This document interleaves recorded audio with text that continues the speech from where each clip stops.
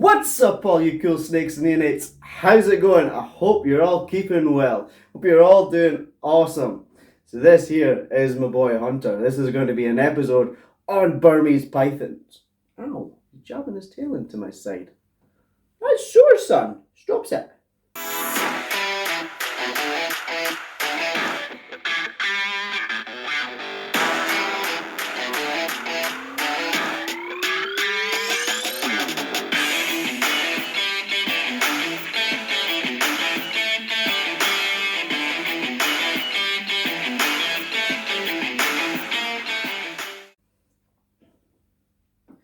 What an awesome snake. What a beautiful example of an animal. Quite possibly my favourite type of snake. Quite possibly my favourite snake. I'm probably going to say that with a few of them. But when I was like 7 or 8 year old or something like that, I went to my parents and I asked for a book on Burmese pythons for my birthday. It wasn't toys or sweeties, it was a book on these guys. I spotted it in the shop and just instantly fell in love. And this is the book right here. But moving on, the Burmese python. Python bivitatus. It was formerly known as Malaris bivitatus. It was in with the Indian rock python. But it's been reclassified into its own species. They come from Southeast Asia. Unfortunately, they're under threat. They are working their way towards the endangered in their native habitat of Southeast Asia. There's only a couple of places left where they are found to be common. There are quite a few places where they are now protected, where they come from. Unfortunately, that stunning pattern, that beautiful look they have, is their biggest curse, because they are hunted for their skin to make snakeskin boots and belts, buckles, and bags and all that kind of stuff. Unfortunately, I mean, in this day and age, there are plenty of things to make boots and bags out of. We're not cavemen. We don't need to butcher snakes and things like that to make our bags from. But unfortunately, we still do. As with most sort of issues with animals in the wild, it's an education in the locals. That's the biggest problem. The locals have made money through doing this for years, and they often don't have trades or means of making any other income. So this is all they know. They don't have any skills, and that's what they are going to keep on doing, unfortunately, until they wipe out the species. And then what are they going to do? They're going to have to find something else. So we need to help them find something else to do to generate income before it's too late, because these animals are amazing. They're genuinely quite calm, even from the wild. Don't mistake this calm disposition for unintelligence, for them being stupid, because they definitely are not stupid. You know, they come from the same place as reticulated pythons and king cobras, and people think of them as some of the smartest snakes around. So because of that, because these guys are so calm in demeanour, they get sort of overlooked. But I have noticed the Burmese python and hunter here, he is really clever. For instance, my red-tailed boa, if he thinks there's food around, he'll smash his face against the glass like an absolute muppet. This guy here will physically race up to the glass, but he won't strike, he'll race up to the glass and he'll physically look, and he will judge and watch you and see if you've got a rat. And if you don't have a rat, he'll sort of go back down and go back about his business. I think a large part of the reason that they're so docile is simply because they're smart enough to figure out that they are like the king of the jungle. They have very little to fear, so they don't have to be so highly strung and defensive, you know? Which is why I chose a Burmese python, because I use Hunter here to do like the educational talks because of their calmness, their docileness. So, the Burmese python, we've talked about them in the wild. Let's talk about them in captivity, about keeping them as pets. The big question is, should you? My unpopular answer is actually no. Or not too easily, maybe, is a better answer. I think for being a monster snake, they're too easy to get a hold of, far too cheap to buy. I think they should maybe be put on a register or the DWA license, something like that, so they can be kept track of. because you can buy a baby that size for about £100. You can get a tub for it that it's going to fit in for about £5 to £10. And then, you know, your heat mat and thermostat on top of that, about £30-40. Really cheap to house and get when they're a baby. Easy to handle, but not so easy as they get bigger. They are definitely not a beginner snake. The sheer size of them alone is intimidating. This is a snake that in female form, they're sexually dimorphic, so males and females can be different sizes. Now, the females can get up to 18 foot long, have even been recorded at 20 foot. To my knowledge, that makes them the second longest snake behind the reticulated python. That in itself is a scary animal. They are solid and heavy. They can be vocal, so they can give you hisses and things like that, especially when they've been down on the floor like this for a while, and then you pick them up. Albinos, for some odd reason, seem to be a bit more vocal than the normals. I'm not sure why.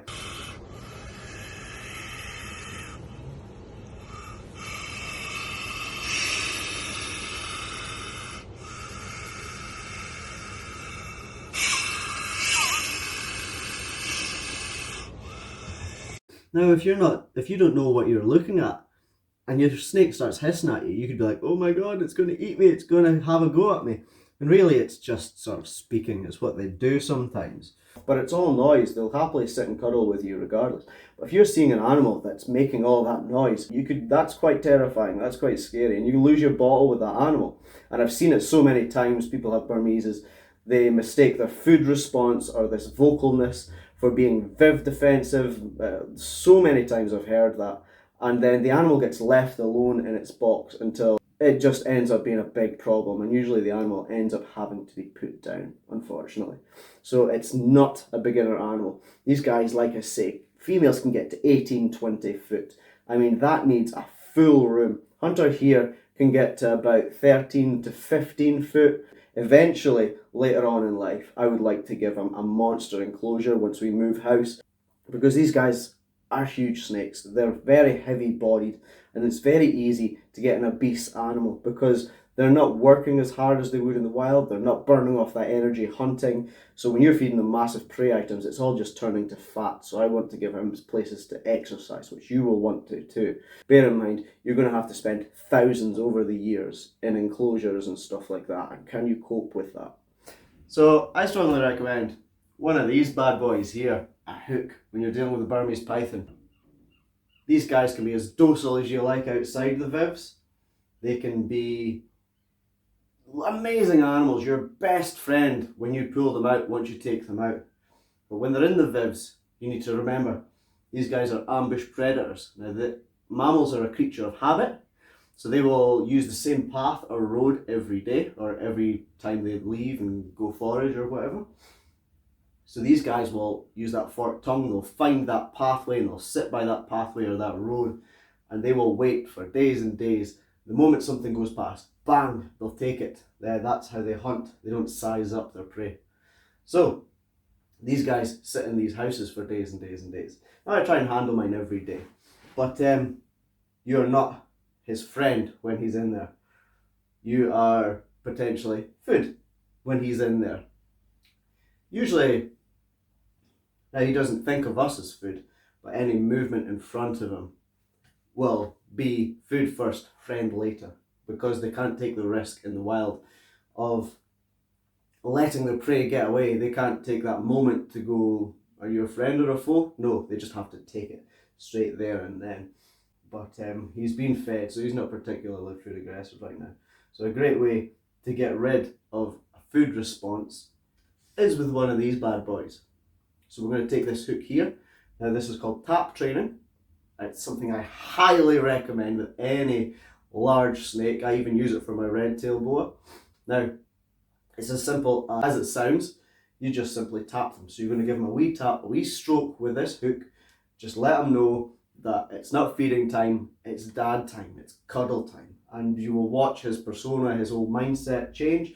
His tongue will start flicking. He'll lose that sort of focused sort of food response, and you'll start to relax, and you'll maybe look around. You might even try and get away from us. You see right now, there's no tongue flicks. Oh, there we go, we've got a tongue flick. So he sees my heat source in front of him. He's waiting. He's like, is that food? Even though I was fed 2 days ago, I could still eat again. These guys have ferocious appetites. They will eat every day if you let them. Now you see I'm just giving them a gentle stroke, just a gentle tap. Sometimes to speed it up, you can take the head and move the head. There you go. You see how he's moving away now? He's running away. He's gone from food mode to, all right, it's dad. I'm going to give up. Sometimes it's helpful if you keep the hook by the side of the head that your hand's going in, so that then you can go in. Oh, very good. We're getting a bit of a hiss here. Oh, what are you hissing at dad for? Eh? What are you hissing at dad for? That's the first time Hunter's ever done that. Why are you hissing? Why are you hissing? Are we going? Yes. I should say action. No. Action. Just get it done, eh? Next up, we have the issue of feeding. Now, Hunter is ready to rock and roll. Burmese pythons are ferocious feeders, as you're about to see.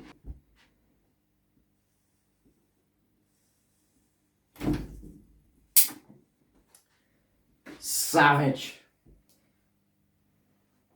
Give it a few tugs, make sure he's got a good hold of it before I put my hand in there. No, don't grab that hand with the rat, that would be bad. There we go. Burmese pythons, ferocious appetites. Now, they have a real problem with overfeeding. Obesity can be a problem with these. So people get impatient with getting a big snake. They have these guys for the wrong reason, and they feed them and feed them and feed them and get them to grow quicker. Now, in power feeding an animal, you're only going to shorten its lifespan because you're going to clog up all its arteries, you're going to clog it up with fatty deposits, put all of its organs under strain. It's not good for the animal, which shortens their life expectancy, shortens their lifespan dramatically. It's the same rule as every other snake. Match the prey item to the thickest part of the body. Don't take a baby and start chucking guinea pigs at it and things like that. But one thing to take into consideration is no matter how slowly you feed them, one day this animal will need giant rabbits or even pigs or piglets. This animal will need monster prey items. So can you get a hold of those monster prey items? Can you source those monster prey items? Again, it's a case of don't just think, oh, I'll deal with that when the time comes. Make the preparations, because before you know it, he's only 2 years old and he's already just shy of 8 foot long. So he's already getting a big boy. That's him on extra large rats now. Next step up will be like sort of guinea pigs and rabbits. I can get them quite easily, so that's a good thing, because he's already at sort of your average pet shop will only have up to like a large rat or even an extra large rat if you're lucky, which is what he's on right now and got a good hold of right now too. Hunter has this interesting thing. You can see the bottom of his chin there is bright pink. Look, you can see that. Mm-hmm. So I don't know if this is because of his morph, because he's a hypo, but when he's feeding, I've seen his whole body go this bright pink colour. The camera doesn't quite pick up how pink it is, but you can see it's like a rash. And I wonder if it's the excitement, the blood rushing to his skin that sort of changes his skin colour like that. Like when he was younger, his whole body would be bright pink. Now it's sort of like the first sort of third.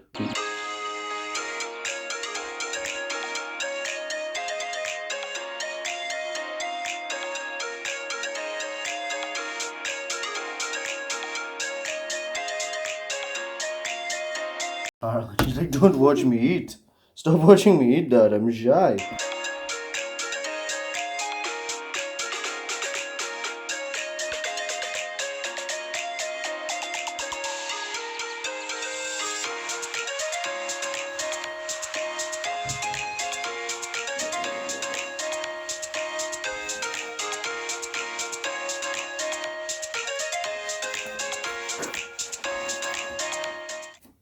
See that glottis there? That little tube there enables them to to breathe when swallowing large prey items. Hunter, will you get in the Viv, please, mate?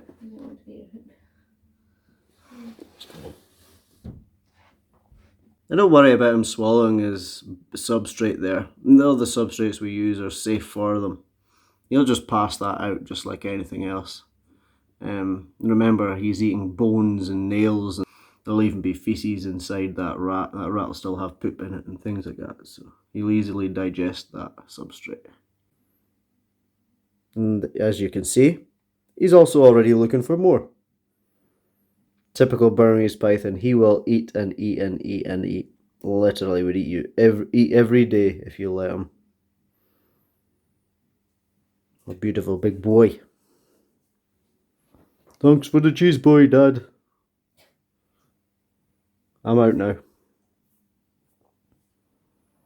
You can see that rat bit right there.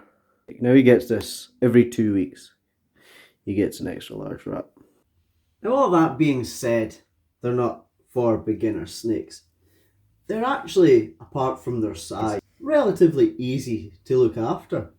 They can be prone to respiratory infections, things like drafts coming from doors and windows and things like that close to their enclosure can give them respiratory infections. I find with my boas seem to be pretty good with just the odd misting here and there. Whereas this guy,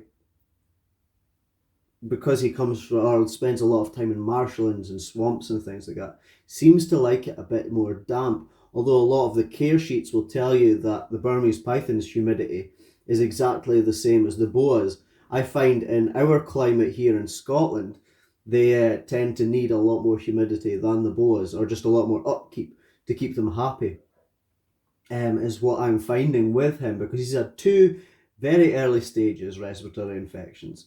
Now, we check on our animals daily, so they were both caught immediately, and they were fixed with literally just raising his humidity and raising his temperature for about a week, and it was completely gone. So, but that's twice now he's caught it, which could be because this door is right behind his vivarium.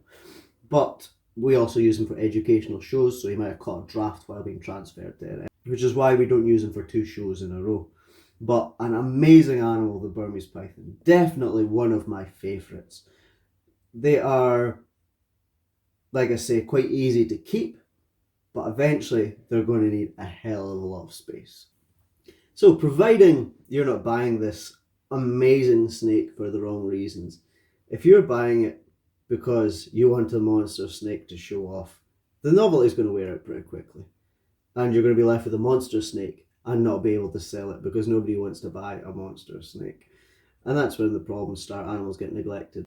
Which is why we have our problem like we have in Florida just now, where they've been released into the wild and they're now a problem running riot, destroying the ecosystem and upsetting the natural balance in Florida. So whereas they're becoming endangered in their natural habitat in Southeast Asia, in Florida they're a pest and they can't get rid of them. Unfortunately, they can't take the ones from Florida and put them back into Southeast Asia, because in Florida they'll be picking up parasites and things like that that aren't native to Southeast Asia, which then could have a really bad effect down there. So they are just having to be put down left, right and centre, which is a real shame for such an awesome animal that doesn't really understand why it's there. It just knows it's been born and it has to live. That's all it knows. It doesn't realise that it shouldn't be there and that it shouldn't be destroying everything around it. Now, this is another reason. I have a few breeding sort of projects coming up. The Burmese python will not be one of them. I will not breed massive snakes. You think of all the monster snake breeders out there. You know, they're having up to like 40, 50, sometimes even 60 in a litter. Burmese pythons can lay up to like 100 eggs, although it's quite unusual. So they're having all these like 60 snakes in a litter. They've got, you know, maybe 12 to 20 monster females laying all these eggs at a time. Where are all these babies going? There aren't that many people that can keep monster snakes, especially not here in the UK. So where are they all going? Usually they're either ending up in woodlands or rivers where they die slowly and painfully because they can't cope with the weather here, or they're just ending up in people's freezers because people are just putting them down. It's a real shame.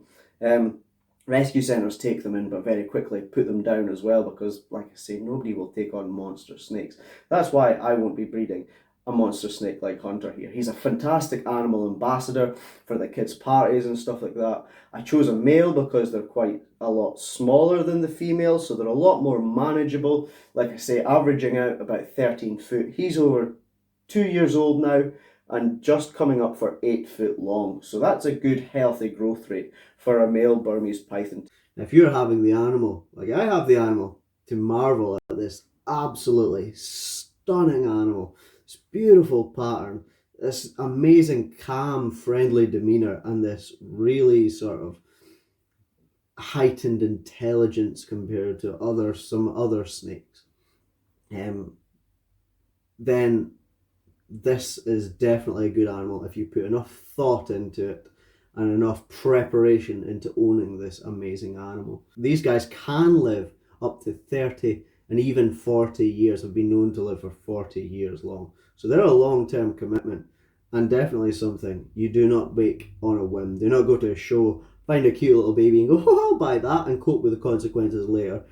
Always, if you're looking at getting a Burmese python, think before you make that decision, because they're a long-term commitment and not a small or cheap commitment at that.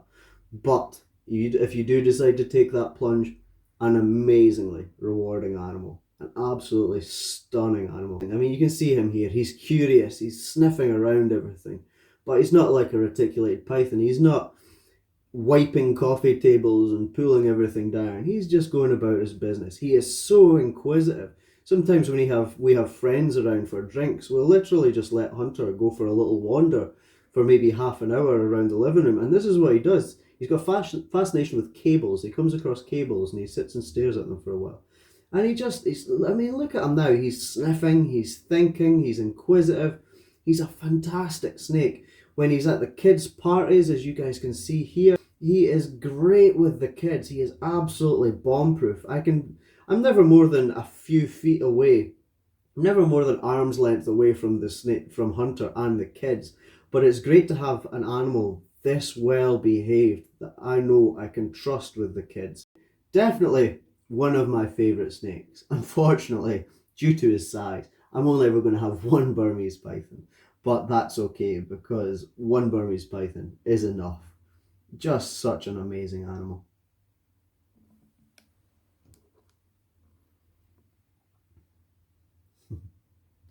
That is the Burmese python, our Burmese python Hunter. Thank you very much for tuning in, guys. Keep on subscribing, keep on sharing the channel about. And we will see you guys on the next one. Take it easy. Peace. That'll do, I think, babe.